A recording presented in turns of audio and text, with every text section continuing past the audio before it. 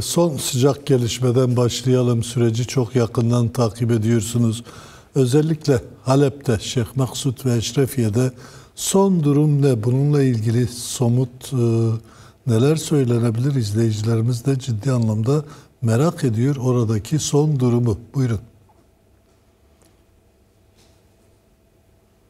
Evet, son durum aslında bütün gün boyunca sizin kanalınız aracılığıyla da seyircilerimiz takip etmiştir. Biz de sahada bulunan arkadaşlar üzerinden takip ediyoruz. Yani saat 4'ten beridir çatışmalar durmuş durumda. Özellikle dün akşam yaşanan çatışmaların ardından birçok yaralı insan vardı. Yaralıların durumları bazılarının ciddi olduğu biliniyor.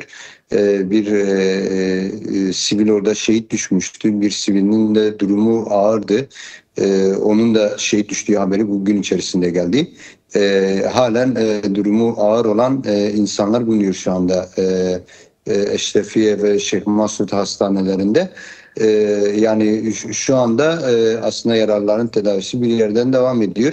Diğer yandan Eşrefiye ve Şeyh Maksut halkı halen dün çatışmaların yaşandığı bölgede aslında biraz da nöbet aslında tutuyor gibi. Çünkü çatışmadan sonra özellikle Şam hükümetine bağlı güçlerin konumlanmış olduğu pozisyondan çok fazla geri adım atmadıkları bir durum yaşıyoruz. Doğru, şu anda fiili bir ateşkes var. Bazı tartışmalar da yürütülüyor. Bazı görüşmeler gerçekleşmiş durumda. Ancak halen resmi bir ateşkesin, anlaşmanın olduğundan da bahsetmek mümkün değil.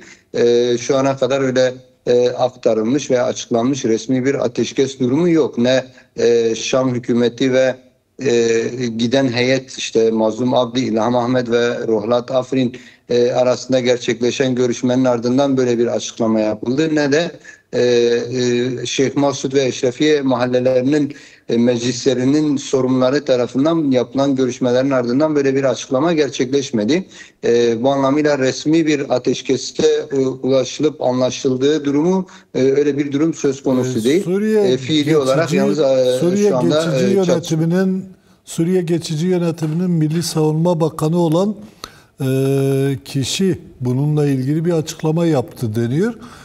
Mazlum Abdi ile görüştüğünü, Kasede Genel Komutanı Mazlum Abdi ile görüştüğünü ve tüm temas hatlarında Kuzey ve Kuzeydoğu Suriye'de bir bütün olarak ateşkes konusunda anlaşıldığını açıkladı. Ama dediğiniz gibi henüz Kuzey ve Doğu Suriye Özerk Yönetiminden ya da Şam'daki heyetten böyle bir açıklama yok.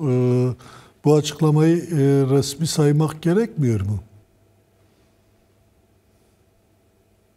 Şimdi bahsettiğiniz açıklama işte Şam'daki geçici hükümetin savunma işlerinden sorumlu kişi tarafından yapılan açıklama. Şu anda özellikle Şam'daki yönetim olarak adlandırılan grubun ne kadar resmi ve meşru olduğu tartışmalıyken tek taraflı yapılan açıklamaları ne kadar resmi kabul etmek bence o konuda bir şey de yaratıyor, tartışma da yaratıyor. Çünkü daha önce bu tür açıklamalar çok oldu ve şunu da biliyoruz, yani şu anda Şam'daki yönetimin sahada ne kadar kontrol sahibi olduğu, sahayı ne kadar gerçekten yönetebildiği çok uzun bir coğrafik alandan bahsediyoruz. İşte Deir ez-Zor'dan Halep'e kadar uzanan neredeyse 600 kilometrelik bir alandan bahsediyoruz. Belki daha fazla, 700 kilometreye yakın bir alandan bahsediyoruz.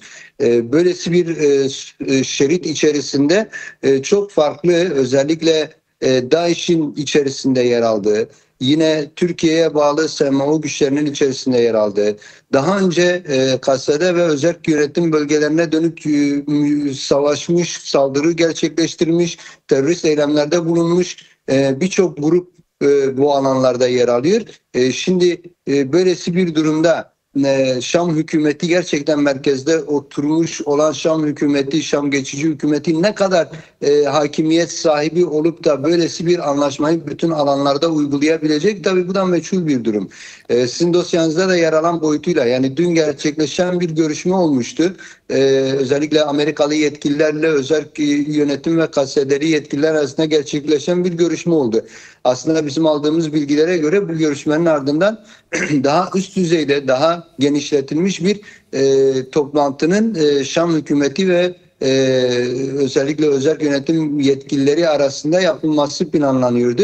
Tam o görüşmenin hemen akabinde Halep'te böyle bir çatışmanın gerçekleşmiş olması tabii akıllarda birçok soru işareti doğuruyor. Peki, yani bugün soruyu bir işte sorsak, Savunma Bakanlığı olarak belirtilen dikkat çektiğiniz akıllardaki soruyu sorsak, yani sonuçta Şam'a oturanların bir şekliyle meşruiyetinin tartışılır olduğunu söylediniz. Evet, geniş bir kesim de öyle düşünüyor. Doğru bir belirleme. Peki tam bu aşamada, bu görüşmeler gerçekleşirken Şeyh Maksud Eşrefiye'ye gerçekleşen saldırılar bir Ankara mesajı olarak okunabilir mi? Yoksa gerçekten Şam'ın kendi içinde yaşama geçirmek istediği bir başka plan mı var? Biraz da bu görüşmeler eşliğinde bunları değerlendirseniz bize.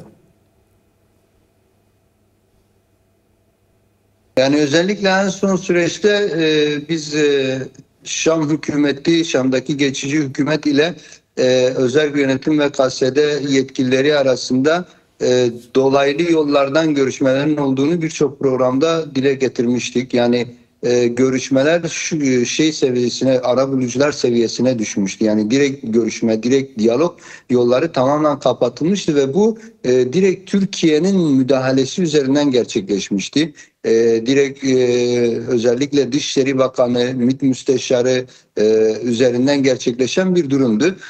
Sonrasında aslında bunu aşma girişimlerinin arabulucu güçler üzerinden, işte Amerika'sı, İngiltere'si veya diğer güçler üzerinden bunu aşmaya dönük bazı özel yönetim çabaları olmuştu ve bu bir aşamaya gelmişti. Dün yapılan toplantı aslında bunun sonucuydu ve direkt doğrudan ilişkilerin gerçekleşebilmesi için bir kapı açılmıştı aslında. Şimdi bundan rahatsız olan güçler oldu tabii. Yani özellikle Türkiye'nin bundan rahatsız olduğunu direkt dile getirmek gerekiyor. Türk devletinin daha önce yürütülen çalışmaları, görüşmeleri ortadan kaldırma ve sadece saldırılar üzerinden bir ilişkilenme veya bir savaşı çıkartma üzerinden bir süredir Türkiye'nin diplomatik ve siyasal baskıyı arttırdığını biliyoruz Şam hükümeti üzerine. Şimdi şu anda öylesi bir kapı aralanmışken ve özellikle 10 Mart Anlaşması'nın nasıl uygulanabileceği, iki taraf açısından da en uygun biçimde nasıl hayata geçirileceği üzerine tartışmalar yürütülüyorken böylesi bir saldırının gerçekleşmiş olması, sivillere dönük böylesi bir saldırının gerçekleşmiş olması, yine Halep gibi bir noktanın bu noktada seçilmiş olması, yani aslında KSD'nin mevcudiyetinin olmadığı bir alan, daha öncesinden yapılan anlaşmalar sonrasında KSD'nin kendini geri çekmiş olduğu bir alanda böyle bir saldırının yaşanmış olması da tabii akıllardaki soru işaretinin aslında cevabının nereye doğru olması gerektiğini daha net gösteriyor. Yani özellikle Türkiye zaten kendisine Halep'i bir vilayet olarak edinmiş ve Halep ilk HTŞ tarafından ele geçirildiğinde bizzat gidip kendi bayraklarını işte Halep Kalesi'ne diktiler. Halep valisinin atanması sırasında büyük etkileri oldu. Şu anda onlara bağlı olan en güçlü çete grupları şu anda Halep ve çevresinde yerleşmiş durumda. Son süreçte özellikle kendilerine bağlı, Türkiye'ye bağlı Ebu Şakra'nın şöyle bir açıklaması oldu. Yani eğer Şar'a KSD ile savaşmadan vazgeçerse bile ben KSD ile savaşmaktan, onlara saldırmaktan, onları Suriye'den çıkarmaktan vazgeçmeyeceğim gibi bir açıklama yapmışken, tabii böylesi açıklamaların ardından böylesi bir durumun yaşanması direkt aslında okların yönünü Türkiye devletine çeviriyor. Bunun içinde Ebu mesela söz ettiniz, onu da sorayım arada. Veya Ebu Şakra, evet, Hevrin Halef'in katili, bir çete. Onu izleyicilerimiz de birçok kez söylediğimiz için yakından biliyor. Bu yaşanan Halep çatışmalarında direkt onun payının da olduğunu söyleyebilir miyiz? Ayrıca o dediğiniz gibi bir bütün olarak olduğu gibi Türk devletine de bağlı bir çete başı. Var mı o çatışmalarda payı? O bölgedeki askeri yapılanmadan Şam hükümeti adına o mu sorumlu? Yani direkt onun muhatap olup olmadığı konusunda elimizde somut bir bilgi yok. Ama bölgede bulunan bütün, yani Halep bölgesinde bulunan işte Halep'in doğu kırsalında Deir Hafer bölgesinde bulunan, yine Halep'in kuzey ve kuzey doğusuna olan bölge, yani Azaz, Bab ve Cerablus hattına olan bölgenin tamamında aslında Ebu Şakra'ya bağlı güçlerin konumlandığını biliyoruz. Yani o konuda elimizde somut bilgiler var. Yine Ebu Şakra denetiminde olup da direkt daha önceden Ebu Şakra'ya bağlı olmayan ama da sonradan Ebu Şakra'ya bağlanmış güçler de o bölgede. Sadece Ebu Şakra'nın güçleri olarak dile getirmek belki yetersiz olabilir. Türkiye'ye bağlı SMO güçlerinin bütünü aslında Halep kırsalı ve Halep'in doğusunu ağırlık vermiş şekilde şu anda konumlanmış durumdalar. Eşrefiye ve Şeyh Mahfuz'a saldıran güçler içerisinde ne kadar onlara bağlı güçler vardır, ne kadar onların denetimindedir, ne kadar şu anda o açıklama yapan Savunma Bakanı'na bağlı veya onlardan bağımsız hareket eden güçlerdir. Bu ileriki günlerde daha fazla anlaşılacaktır. Şu anda belki tam net somut bir bilgi elimizde olmayabilir ama ileriki günlerde buna dönük daha somut bilgilere ulaşacağımıza inanıyorum belgeleriyle beraber. Ama önemli olan şurada, yani Ebu Şakra veya o olup olmamasından ziyade, yani Türk devletine bağlı güçlerin şu anda Suriye'de gerçekleştirilmeye çalışılan istikrar ortamını sürekli bozmaya çalışarak ilerisi için Kürtler ve Şam hükümeti arasında bir gerginlik yaratma, Kürtleri özellikle Şam hükümetini Kürtlere karşı kışkırtarak Kürtlerin elde etmiş oldukları kazanımları ortadan kaldırmaya dönük girişimleri alanidir. Çok fazla öyle gizleyerek yürüttükleri bir çalışma da değildir. Bence en fazla üzerinde durulup tartışılması gereken konu budur diye düşünüyorum. Peki buradan istersen bugün Şam'da gerçekleşen görüşmeye geçelim. Uzun zamandır Şam'daki geçici yönetim ile Kuzey ve Doğu Suriye yönetimi arasında doğrudan görüşmeler yoktu. Ve bugün tekrar bir doğrudan görüşme gerçekleşti. ABD arabuluculuğunda basına yansıyan bilgilerden öğrendik. Arap basınına yansıyan bilgiler var. Resmi bir açıklama yok. Sayın Mazlum Abdi'nin direkt Şara'ya işte Güney Kürdistan ve Irak işleyişine benzer bir yönetim modeli önerdiği ve Suriye Demokratik Güçlerinin bir bütün olarak ordunun içinde eritilmeyecek bir formülasyonla kendi bağımsızlığını koruyarak entegrasyonun sağlanabileceği konusundaki görüşlerini yinelemiş. Başka da bir ayrıntı yok. Yapılan resmi bir açıklama yok. Ama siz o bölgede daha yakından takip ediyorsunuz. Nedir bu konuyla ilgili durum? Bu görüşmeden yansıyan bilgiler ne? Doğrusu bu yapılan açıklamalar ne kadar güven verici, özellikle Arap basınına yansıyan bilgiler? Evet, öncelikle şunu söylemek istiyorum. Yani dün yaşanan çatışma ortamının ardından bugün gerçekleşen görüşme, öncelikle şunu söyleyeyim. Yani öncesinden planlanmış bir görüşmeydi. Yani sadece Halep'te gerçekleşen çatışma ortamından kaynaklı hazırlanmış veya ihtiyaç duyulmuş bir görüşme değildi. Görüşme daha çok 10 Mart Anlaşması'nın maddelerinin nasıl uygulanabileceği, nasıl pratikleşebileceğine dönük Amerika arabuluculuğunda daha önceden planlanmış bir görüşmeydi. Heyetin gideceği daha öncesinden planlanmıştı yani bu anlamıyla. Heyet içerisinde Mazlum Abdi, KSD Genel Komutanlığı adına, İlham Ahmet Özel Yönetim Diplomasi Dış İlişkiler Bürosu sorumlusu olarak yer almıştı ve Rohlat Afrin Özel Yönetim Sözcülüğü adına yer almışlardı. Şam heyeti içerisinde de bilebildiğimiz kadarıyla Ahmet Şara ve Dışişleri Bakanı Şeybani yer almıştı. Görüşme olumlu bir havada geçtiği haberlerine ulaştık. Yani her ne kadar Halep'te yaşanan bir çatışma ortamı olsa da aslında bu görüşmenin havasını çok fazla bozmadan aslında hedeflenen planlama çerçevesinde görüşmenin gerçekleşmesi durumu söz konusu. Bu aslında diplomatik çevreler ve siyasi çevrelerce olumlu karşılanıyor. Yani herhangi bir çatışma ortamı veya araya girebilecek provokatör güçlere rağmen Şam ile özerk yönetimin ve KSD'nin olumlu bir havada görüşme gerçekleştirebiliyor olması, bu görüşmelerin devam edeceğinin kendi aralarında netleştirmiş olması aslında bir olumlu bir kazanım olarak değerlendiriliyor. Birinci ayak bu.